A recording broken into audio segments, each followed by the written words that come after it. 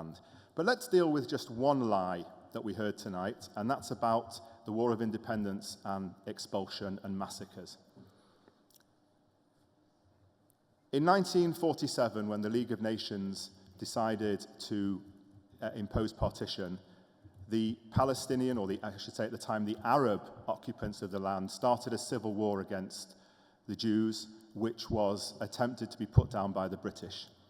Now, there's often this misrepresentation about there being expulsion. And often they talk about Plan D, Plan Dalet, which was the Haganah's plan, as this mass plan for expulsion.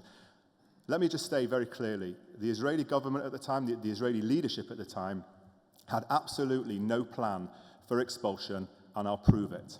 Plan Dalet, which was enacted on the 10th of March 1948, says the following: the objective of this plan is to gain control of areas of the Hebrew state and defend its borders. It also aims at gaining control of the areas of Jewish settlement and concentration, the areas of Jewish settlement which are located outside the border, which would have been in the new Palestinian state. It doesn't talk about mass expulsions anywhere. There is some mention of where a town that might be a danger behind enemy lines is conquered, then the residents are expelled, but there is absolutely no overall overarching plan to expel Palestinians.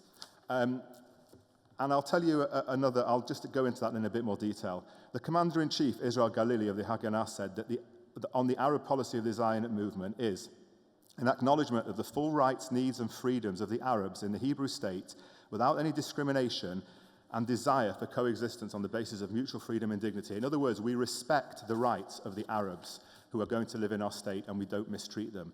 And Tom Segev, who's one of the new Israeli historians who wrote a comprehensive biography of Ben-Gurion, said, "What is important for me to point out is to say that before the War of Independence, Palestinians left, Palestinians escaped, Palestinians were forced to escape. In the beginning, it was the Palestinian elite that left, the rich people left. Then people left because of war, they left because of propaganda, they left because they were told to leave. There was absolutely no clear plan of expulsion, and it's a lie that's propagated time and time again to say that Israel expelled 750 Palestinians. If they had this plan of expulsion, why is today 20% of Israel, 2 million people, Arab Israelis? But let me just quote you 2 or 3 more things.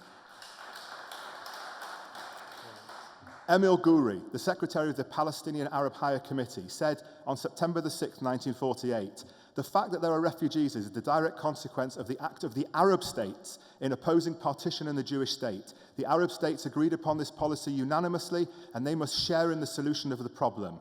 And Abu Mazen, the president of the Palestinian Authority, said in 1976, the Arab states succeeded in scattering the Palestinian people and in destroying their unity. They did not recognize them as a unified people until the states of the world did so, and that is regrettable.